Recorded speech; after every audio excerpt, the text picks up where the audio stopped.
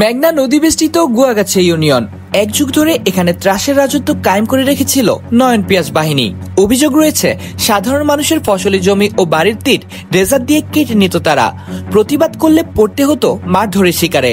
জীবন বাঁচাতে অনেকে ছেড়ে যায় ভিটে মাটি, আবার অনেকে বলে চাঁদা না দিলে ঘরবাড়ি ভেঙে ফেলতো, মারধর করত, লুটে নিত সহায় সম্বল।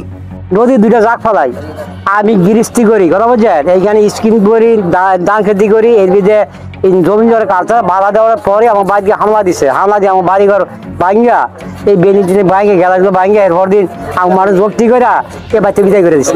আমি মনে করেন যে দীর্ঘ 3 বছর বাড়ি ছাড়া, আমি গিয়ে বাধা দিলাম। বাধা দেওয়ার পরে আমার লোক ওইখানে মার ধরেছে। মার দেওয়ার পরে আমার হাতটা ভেঙে গেছে। হাত ভাঙ্গার পরে যারা অনেক কিছু গন্ডগোল করার পরে যাতে আমি বাড়ি থেকে গেলাম গা, বুঝেছি তোরা বাড়ি থেকে যাবি গা।